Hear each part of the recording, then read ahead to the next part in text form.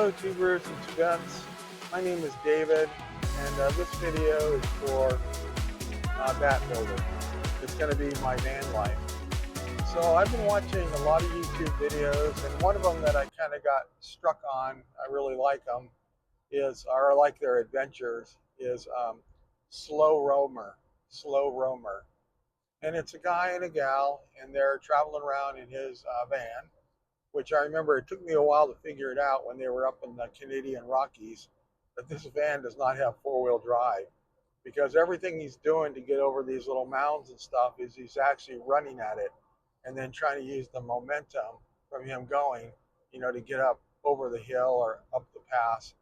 And there's a couple times where the van gets a little squirrely, and they're right next to a big mountain on one side, and then on the other side there's a drop off that goes down to a lake. So it was really making me nervous just watching him. And he was saying, "Oh, I know I'm going to get a lot of crap from you YouTubers, watching, because, this is probably not the smartest thing to do." Usually if you have four-wheel drive, you do the opposite. You take it nice and slow. You use the torque and the horsepower from your engine. And the gearing is really important to pull yourself up. And you'd have a lot less fishtailing because you have four-wheel drive on the front and the back.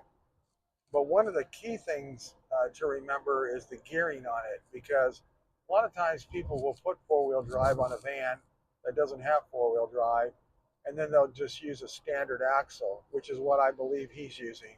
It's a pretty light-duty axle. And so when they put it together, normally that van would have a gearing for a street use, so you get better gas mileage and stuff, where he's kind of using it for off-roading.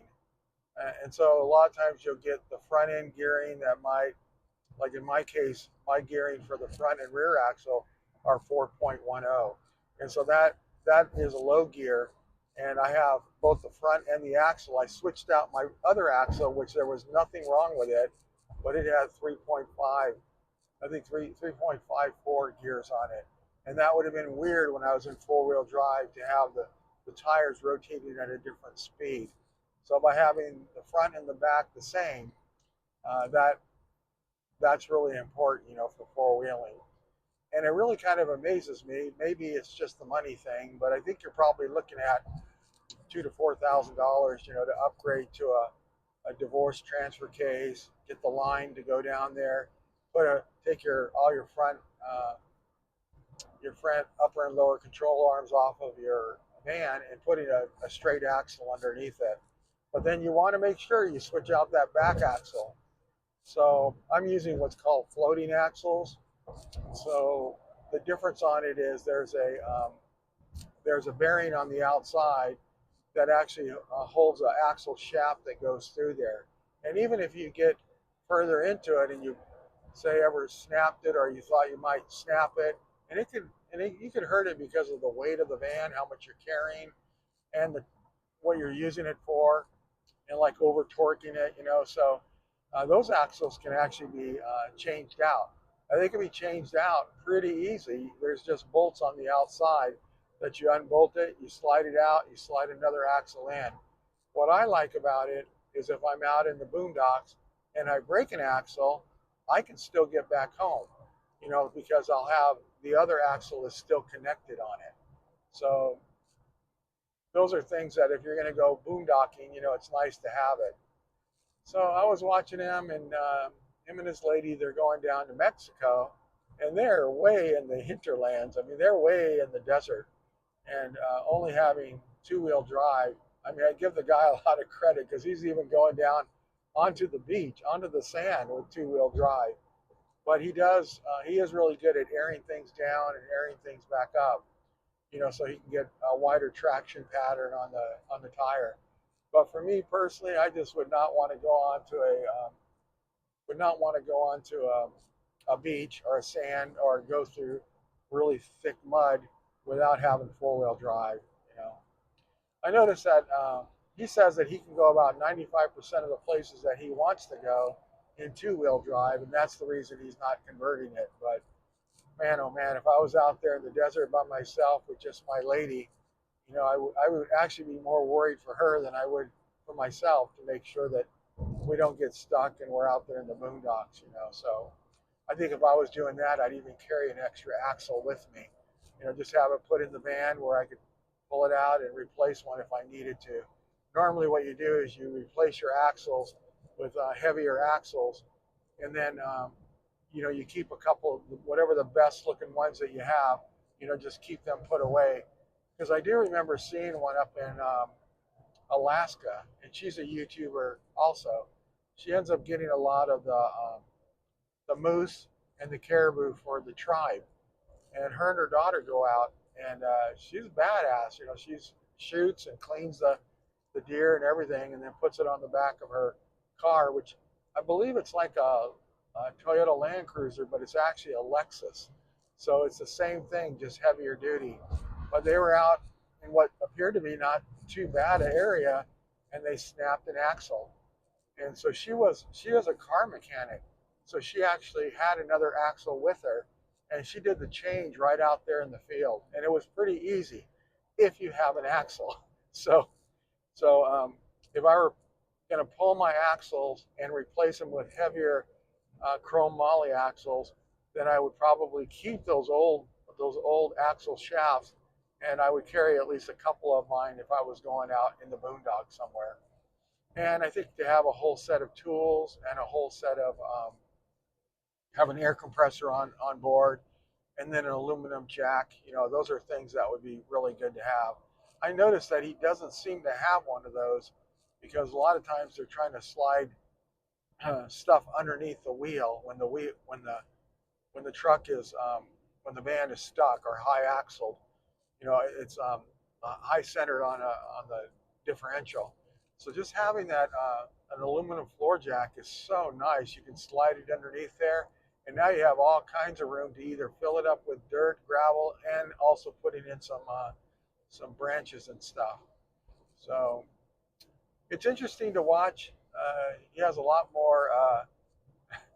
Well, he even says, you know, it's either he's really good at what he does, or he just is crazy. To me, I would put him a little bit more toward the crazy because it's something if you are just with yourself, you know. But if you're with your girlfriend and the things that could happen, you know, when you run into people out there. I know with me, I wouldn't even want to go without my 9mm, and so my pistol. But I'm assuming he's not carrying anything like that, you know, when he's going through Mexico. And they were all through Baja, you know, with that van. And he also mentioned too that his torque converter is going, so he can tell by the torque converter is slipping. And to me, if you're going out there in the desert and you know your torque converter is slipping, I mean, you need to go and stop and go get the torque converter changed. Maybe put a heavier duty torque converter in there, and while you're at it, you know, replace the seals on the front and back of the transmission because you're right there, and then maybe put a transmission cooler on it. You know, it has a separate fan because the heat on the transmission fluid is what's going to kill you. So anyway, that's just my 2 cents. But I do like watching him. He spent a lot of time in Nevada going to different hot springs, and then they get into these hot springs, and it's amazing how they're pretty. There's not a lot of people out there. I don't know if it's depending on the time of year that he's going. Seems to be a little cold wherever they're going in Nevada. So, but there's hot springs all over the place, and you can find them, and then on the map, and then you can drive yourself over to it. Also made me think too, when I saw his van, it was just a flat roof, and then all of a sudden he had a high top on it, and I was like, oh my God, that's my high top. He had the same exact high top design as mine, but the top of the high top actually slopes from the driver back to the back. It actually slopes down, and what I want to do, because I'm 6'1", is I want to lift the back of the high top up by creating like 3 different roll bars inside there, and then bolt in through the side, so I don't have any bolts coming in from the top of the ceiling. And then that area that goes all the way around, I want to fill that with fiberglass. So it's like I'm putting an extended lip on my high top, just so that I can stand up inside of it. I think it'll give me 24 inches, which I'm 4'3" on the inside of the van now. So that'll make it 6'3", and that'll be, you know, perfect for me. Although I do need to insulate it. You know, I saw another couple and they're driving a bus and they didn't go about doing it right. They decided not to insulate it because they didn't think they were going to go to cold weather. And the first year they've been up in Alaska, in Stewart, Alaska. So that's hard to heat something when you have no insulation. And you should have the insulation even on hot days. Prevents the hot from the heat from radiating down into your van. Another thing about Slow Roamer, which I liked, is that the top half of it, he had gone in there with some bed liner, and he had it all sprayed. And at first I'm thinking about doing it in a wrap, so I could put lettering and stuff on it. But based on where he's going through trails which are made for, say, like a Jeep, and driving a van through there, you've got a lot of branches scratching up the side of your van.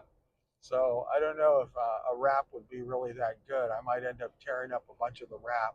I have a couple of vehicles that are wrapped, and that is always an issue. There seems to be scratches and stuff, and parts of it come off, but it can be easily replaced as long as you don't get some kind of crazy exotic wrap.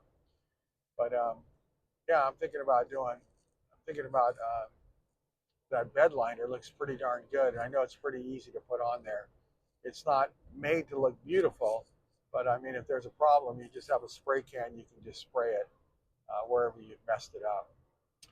And then I mentioned in another video that my fabricator, one of his workers that actually was looking at my high top, he was thinking that they could actually just cut the roof in such a way that they could bend the metal up, and that could cover my space.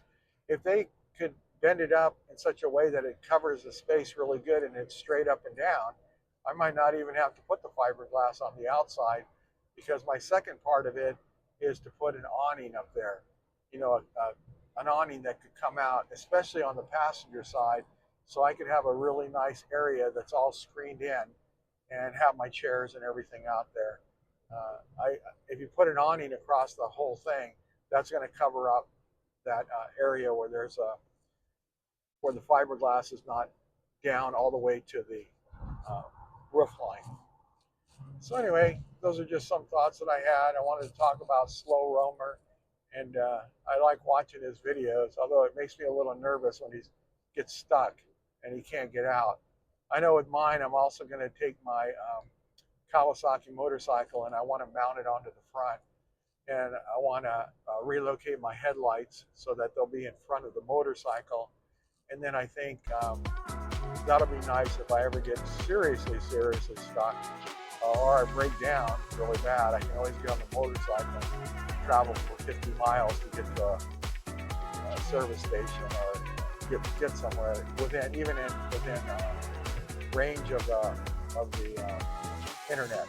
Although I plan on mine to have Starlink on it, so I'm hoping that that's going to resolve that. So anyway, those are just some of the ideas that I was thinking about after watching this video, Slow Roamer. So thanks for listening. Appreciate your guys' interest, and have a great day.